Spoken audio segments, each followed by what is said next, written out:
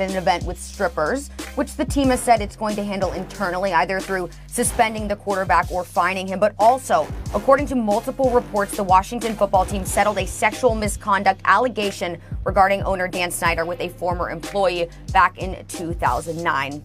So there is obviously a lot to unpack here. Stephen A., what's your reaction to the Washington football team's stories dealing with Haskins and also Snyder? Well, first of all, I think they're moving in a forward direction, and I think they need to be given credit for that. You know what? You don't like to see that your owner was settling for anything, because regardless of what we want to deduce from it, ultimately it implies a level of guilt when you settle. That may not necessarily be the case. There's plenty of situations in our society where people settle because they don't want the noise, the PR, et cetera, and they're willing to pay a monetary price just to allow the problem to go away, even though they may have been innocent. We don't know what the situation is with Daniel Snyder other than the reports that he settled. So we don't know about his guilt or innocence, but because of his reputation in terms of people being down on this franchise because of its inept history and its inept ways, at least over the last 20 plus years, almost 30 years, the bottom line is he's not going to get the benefit of the doubt in a lot of situations, primarily because of that and because of the culture that he clearly oversaw, the things that were transpiring within the organization that ultimately led to dismissals and people being removed, and ultimately Julie Donaldson arriving there to head media relations. And forgive me, the brother's name escapes me that's there now, overseeing business operations that we had on this show, Mr. Jason Wright himself.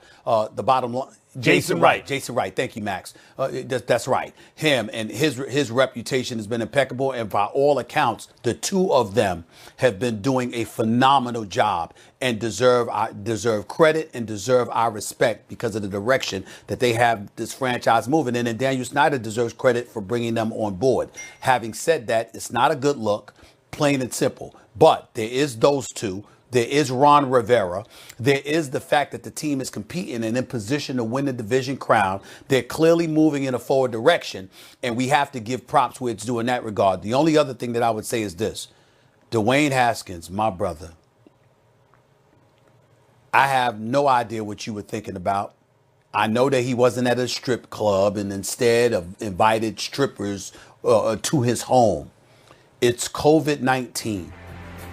You're in the middle of a playoff push, and that is what is on your mind. It's the height of irresponsibility. It was flat out stupid.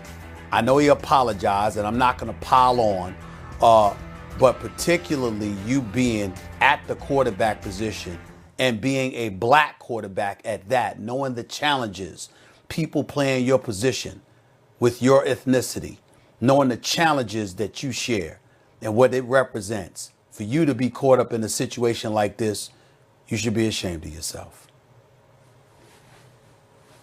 You know, it just occurred to me as you said that, Stephen A., when you said a black quarterback, we are finally at the place where, and black quarterback, there are black quarterbacks all over the league. You know, it's not like it used to be where that was like, oh, look at that, a black quarterback. Right. But let me just say, we largely see this the same way in terms of the Dan Snyder stuff. First of all, I don't give him credit for bringing on Jason Wright and Ron Rivera because he had to do it. He was dragged kicking and screaming into the 21st century, arrogantly saying, I'm never going to change the name. And then what happened? He got rid of the racist name, didn't he? And then finally he had to get rid of his yes men and bring in actual football people, right? Jason Wright and Ron Rivera. Now, the question is, can they insulate this team from the pernicious effects of his incompetent ownership? Maybe it's promising. We agree about that. I mean, Jason Wright seems to know what he's doing, and Ron Rivera does too, and they seem to be going in the right direction. Now, let me just address Dwayne Haskins for a second. He was young and made a stupid mistake. Not the end of the world kind of a mistake. He wasn't out partying. He brought the party to him. Who knows? Maybe he had people tested. I don't know. This is one of those things where you say, when I was 23, if every stupid thing I did, or the dumbest thing I did, or among the dumb things I did, was made public, I would be sitting there and people would be saying, boy, that's stupid. It's a kind of mistake I'm willing to write off to youth, but we'll see.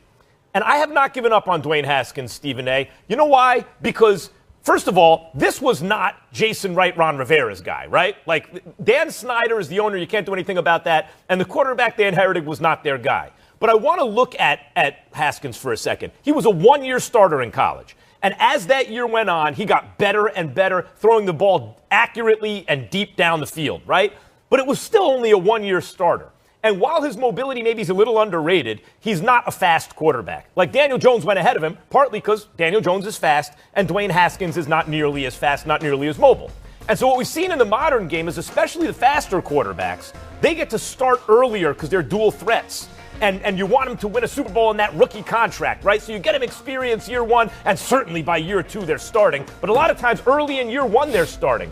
That's not Dwayne Haskins. He's built more like an old school quarterback. He's more of a pocket passing type of quarterback, and an inexperienced one even on the college level at that, right? And so the question is, at 23, having played at 22, 23, has there been improvement? Is there reason to believe that in the future he can be a successful quarterback? I'm not ready to say no yet. I think he is capable of throwing the ball accurately down the field. I have seen it. He has made certain improvements year one to year two for him. And even in light of this stupid mistake of youth, I wouldn't be so fast to say, let's get rid of this guy, right? Washington has invested a lot in him, and if the trajectory of his career is in fact more like those old school quarterbacks who he resembles in the style of his play, it might be year 3 or 4 before they get returns on their investment.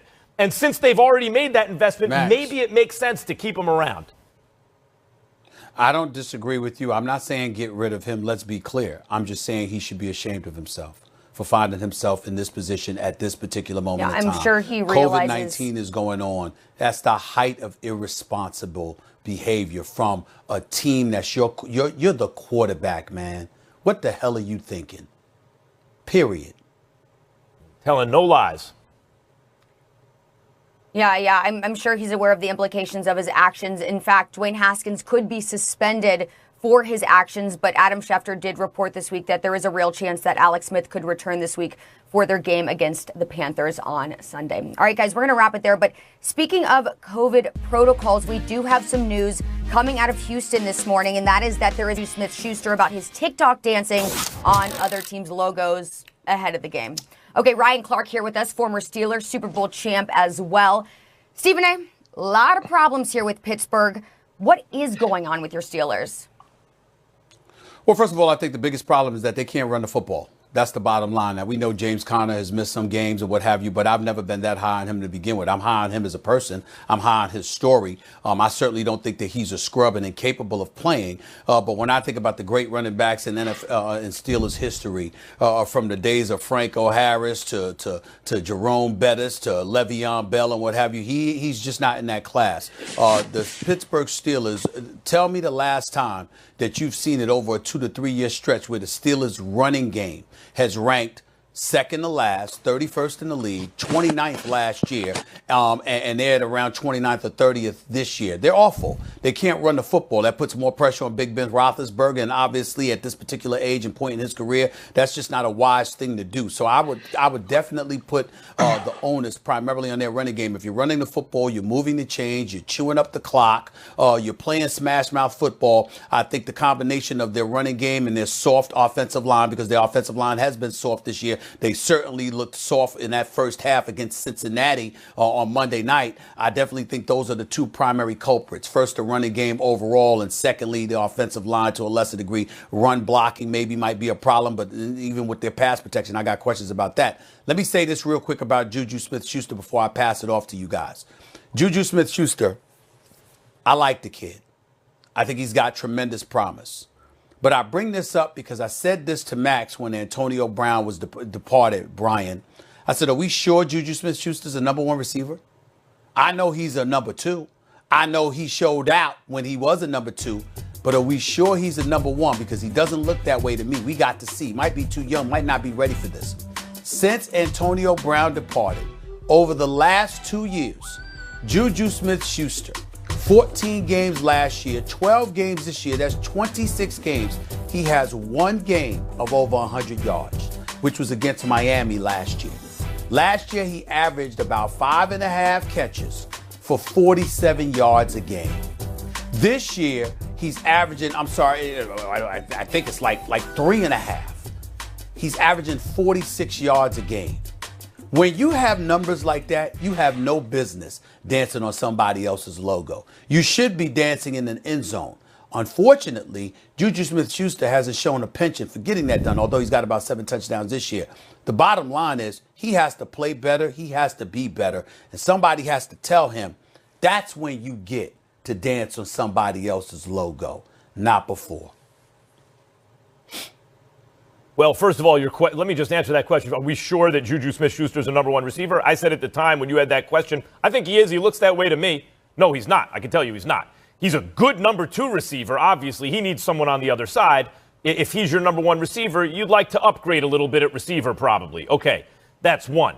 I think you covered the TikTok stuff, but let me tell you why Tomlin, I think, is good. You know, at one point, I'm not going to talk, it's no big deal. Remember that was, a week or 2 ago? And now it's like I'm going to address it with him. Why is he going to address it with them? Because they're losing. That's it. Because when you're losing,